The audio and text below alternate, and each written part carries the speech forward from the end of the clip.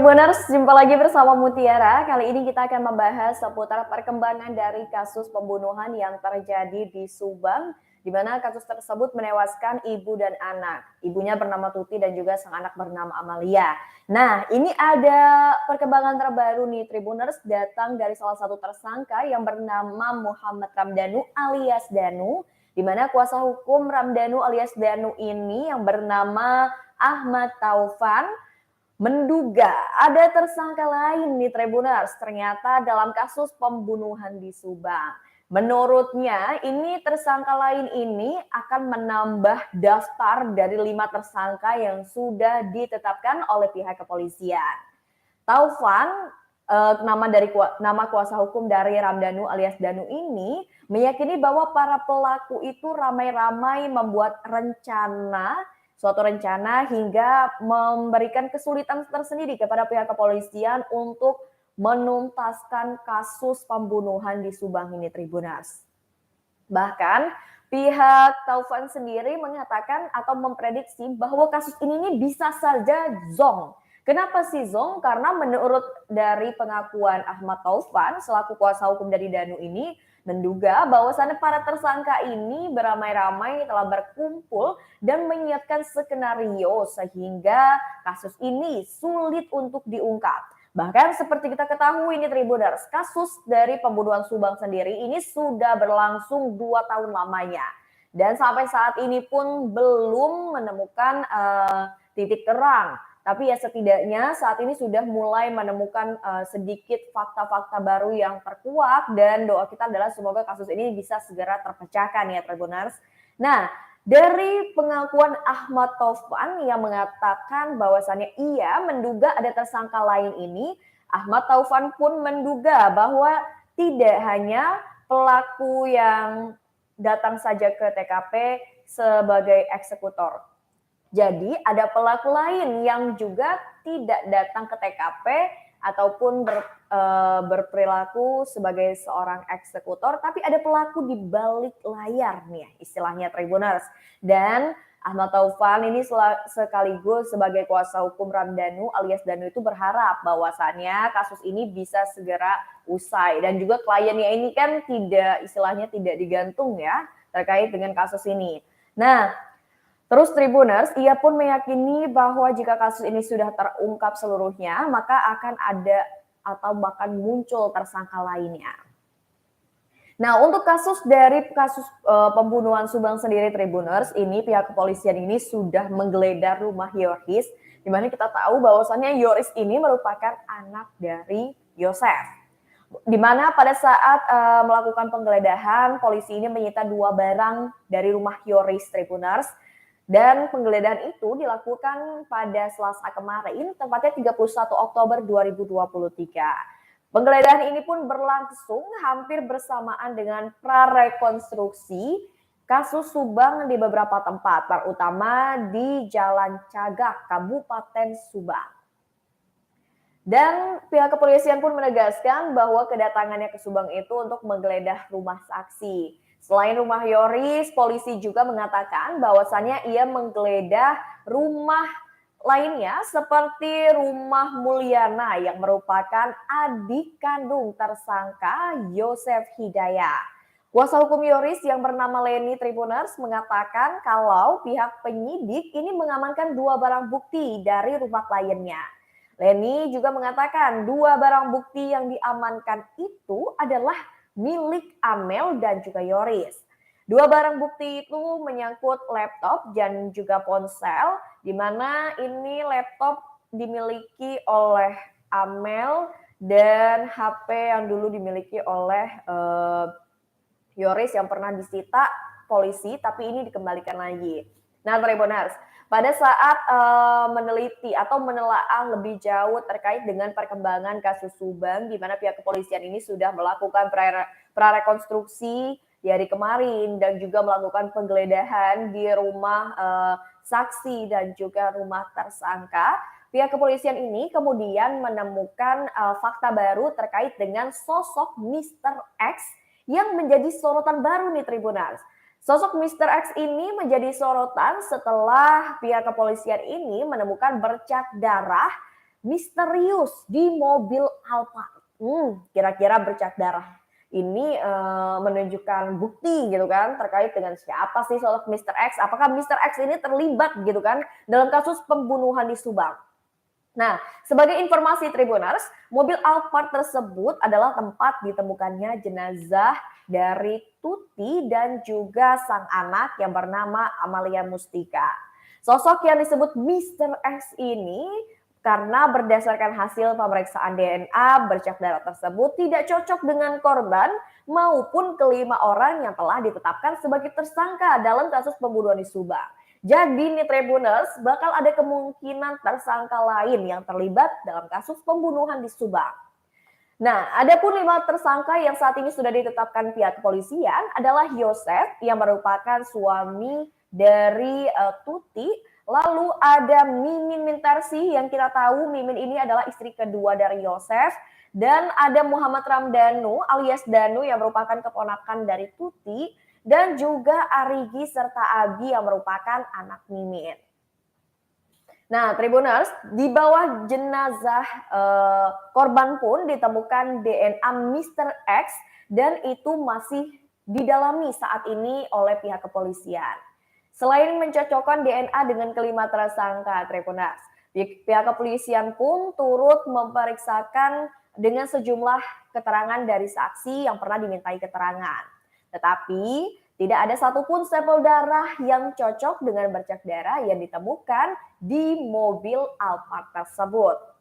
Saat disinggung mengenai adanya kemungkinan bakal ada tersangka baru pihak kepolisian, untuk saat ini sih belum bisa memastikan Tribuners terkait dengan adanya kemungkinan tersebut. Ya, tapi kita tunggu aja ya Tribuners ya, dengan berbagai fakta baru yang muncul ini, akankah ada tersangka baru di luar 5 tersangka yang sudah ditetapkan oleh pihak kepolisian yang terlibat dalam kasus pembunuhan di Subang. Oke, selanjutnya Tribuners, kita tahu lah ya, dalam kasus pembunuhan Subang ini banyak nama-nama yang bermunculan, baik itu dinyatakan sebagai tersangka ataupun dinyatakan sebagai saksi dalam kasus pembunuhan yang terjadi di Subang. Kali ini seorang perwira polisi dan juga satu anggota bantuan polisi atau Banpol diperiksa penyidik pihak kepolisian Polda Jabar terkait dengan pembunuhan yang terjadi di Kabupaten Subang tersebut. Dan di mana pihak kepolisian pun mengatakan keduanya ini diperiksa sebagai saksi setelah rumahnya digeledah pada Selasa kemarin, 31 Oktober 2023. Menurutnya, pemanggilan terhadap anggota Banpol ini dilakukan untuk menjelaskan soal kedatangannya ke TKP atau tempat kejadian perkara Subang dan diduga Tribuners. Sekali lagi masih diduga ya Tribuners, ini telah membersihkan kamar mandi serta mengambil beberapa barang di rumah termasuk yang ada di mobil. Seorang perwira yang diperiksa ini belum tentu terlibat dalam kasus ini. Pemeriksaan pun terus dilakukan oleh pihak kepolisian untuk mencari tahu apakah ada kemungkinan polisi tersebut yang memberikan perintah. Nah, sebelumnya pihak penyidik ini pun telah melakukan olah TKP ulang untuk mengungkap peristiwa pembunuhan tersebut. Olah TKP ulang ini dilakukan setelah Danu atau salah satu tersangka ini menyerahkan dirinya ke pihak Polda Jabar. Nah, selanjutnya Tribuners ya, dengan saat ini kasus pembunuhan di Subang ini yang kembali menjadi sorotan, muncul beberapa sosok selain sosok Mr. X yang saat ini masih kita cari tahu ya keterkaitannya dengan kasus pembunuhan. Ini ada sosok adik Yosef yakni Mulyana yang namanya mungkin kian dikenal gara-gara kasus pembunuhan di Subang. Mulyana ini kembali jadi sorotan karena bergulirnya kasus Subang, Tribuners. Pasalnya, si Mulyana ini tepatnya di kediamannya ini masuk menjadi daftar penggeledahan dari tim penyidik Polda Jabar bersamaan dengan rumah milik Yoris, anggota bantuan polisi dan juga perwira polisi. Penggeledahan sekaligus pemeriksaan tersebut pun berlangsung pada Selasa kemarin. Jadi di hari Selasa kemarin polisi ini menggeledah 4 rumah, yakni rumahnya Yoris, Mulyana dan juga 2 pihak lain yang termasuk yakni perwira polisi dan juga Banpol. Nah, dari hasil penggeledahan yang dilakukan di 4 rumah tersebut, Tribuners, polisi ini mengamankan sejumlah barang bukti yang kemudian belum jadi barang bukti ya, Tribuners, maaf. Jadi polisi ini saat melakukan penggeledahan mengamankan beberapa barang yang bisa saja barang ini bisa menjadi bukti dalam kasus pembunuhan di Subang. Di mana barang tersebut ada telepon genggam, memory card, laptop, stick golf, hingga senjata tajam berupa golok ya, Tribuners. Wah, serem banget emang. Nah, menurut pihak kepolisian sendiri, penggeledahan di rumah milik Mulyana dan 3 orang lainnya ini dilakukan karena diduga mereka berempat ini sempat masuk ke dalam tempat kejadian perkara atau TKP. Lantas, Tribuners tahu nggak sih sebenarnya siapa itu Mulyana dan bagaimana sih sosok Mulyana gitu kan? Mulyana sendiri ini merupakan salah satu orang penting di Kecamatan Jalan Caga, Kabupaten Subang. Ternyata nih Tribuners, Mulyana ini orang penting ya. Dan adik kandung Yosef Hidayat ini pernah menjabat sebagai pelaksana jabatan sementara Kepala Desa Tambak Mekar, Kecamatan Jalan Caga, Kabupaten Subang pada tahun 2017 lalu. Berarti kurang lebih sekitar 6 tahun yang lalu, Tribuners. Untuk jabatan tersebut diemban pada masa transisi pemilihan Kepala Desa Tambak Mekar tahun 2017. Nah, hingga akhirnya Dede Ruhendi ini terpilih sebagai Kades baru secara resmi di Januari 2018. Mulyana ini sendiri, Tribuners, memiliki seorang anak bernama Aris yang merupakan anggota polisi. Sama nih ya, seperti Yosef, Mulyana juga ini hobi main golf, seperti yang terlihat di foto-foto akun media sosialnya. Ketika kasus Subang ini pertama kali mencuat, Mulyana kerap pasang badan untuk sang kakak alias Yosef. Ia begitu yakin kalau sang kakak si Yosef tidak bersalah dalam kasus pembunuhan yang menewaskan Tuti dan juga Amalia. Lalu Tribuners, ini ada pernyataan baru dari kuasa hukum Yosef Hidayah, yakni Ahmad Taufan, yang pernah mengatakan kalau Mulyana itu ikut masuk menerobos TKP 1 hari setelah kasus Subang terjadi. Wah, Taufan mengatakan Yosef dan Mulyana ini menerobos garis polisi pada 19 Agustus 2021 sore hari sebelum Danu menerobos garis polisi setelah disuruh petugas Banpol.